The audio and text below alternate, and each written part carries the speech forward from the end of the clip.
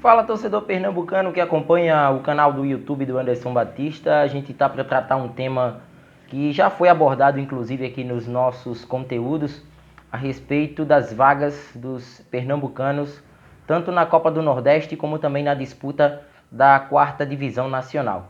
Dito isto, o Pernambuco está próximo de perder a sua colocação à frente do estado do Ceará. A Federação Cearense de Futebol vai ultrapassar a Federação Pernambucana no ranking nacional e isso impactará diretamente no número de equipes que disputarão tanto a 4ª divisão como também a Copa do Nordeste. E isso é um assunto que será debatido e a gente vai tentar trazer alguns motivos de por que isso acontece, né? O que o nosso planejamento não condiz com o que os cearenses estão praticando no momento. Esse é o assunto de hoje aqui no nosso canal. A gente já de antemão convidando o torcedor para que se inscreva, dê o like nos vídeos. Importante a sua participação através dos comentários. Compartilha bastante aí esse vídeo nas suas redes sociais. A gente observa que nos últimos anos o futebol pernambucano acabou perdendo espaço para a dupla Ceará e Fortaleza. E quando eu falo futebol pernambucano, principalmente o trio de ferro da capital. Muitas presenças, né, em séries inferiores do brasileiro, como a 2ª divisão, a própria 3ª divisão, e as equipes que estavam até então na 4ª divisão, elas não conseguem chegar nas fases decisivas do torneio. Isso também é o agravante principal, até mesmo por conta, né, dos pontos que são somados para os rankings, tanto de clubes como também de federações.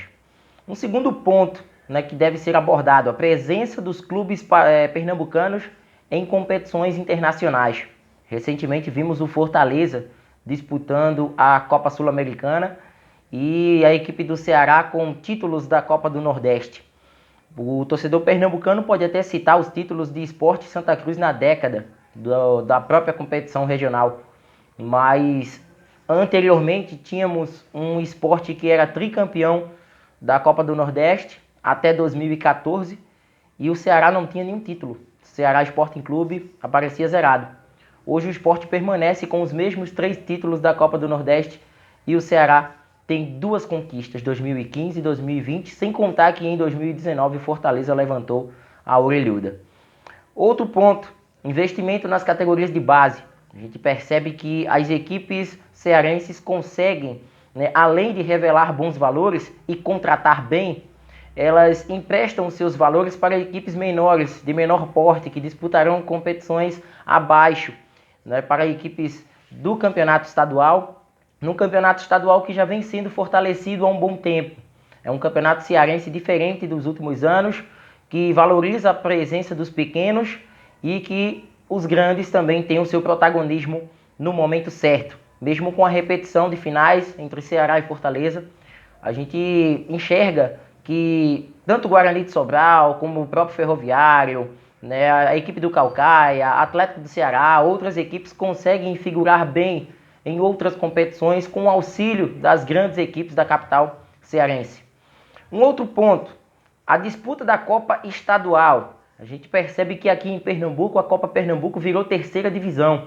Virou um campeonato sucateado que de vez em outra é disputado no 2º semestre do ano, enquanto a Taça Fares Lopes é uma competição valorizada, mesmo tendo aí poucas equipes na disputa, mas vale vaga para uma Copa do Brasil. Isso, de uma certa maneira, atrai a disputa de equipes de menor porte para quem sabe disputar uma competição tão rentável a nível nacional. Outro ponto, treinadores. A gente percebe comumente aqui no futebol pernambucano a troca de técnicos. É uma dança das cadeiras muito comum que acontece no trio de ferro da capital e nas equipes do interior. E o que a gente enxerga é que se dos últimos anos para cá o Ceará teve como base Guto Ferreira, o Fortaleza teve como base Rogério Ceni.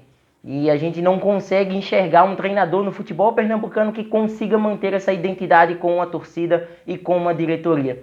Então isso, de um certo modo, ocasiona diretamente uma queda de identificação do torcedor com esses treinadores. E de um outro lado, a equipe não consegue engrenar, não consegue ter um estilo de jogo adequado e próprio para a disputa desses torneios.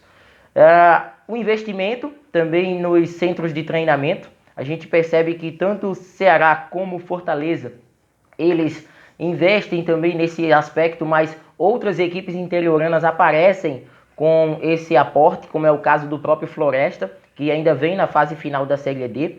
A única equipe pernambucana que hoje dispõe de um CT e ainda em fase de construção, devido a uma boa disputa de Copa do Brasil, foi o Afogados, que acabou eliminando em 2020 a equipe do Atlético Mineiro. Então é por essas situações que Pernambuco vai perdendo seu espaço.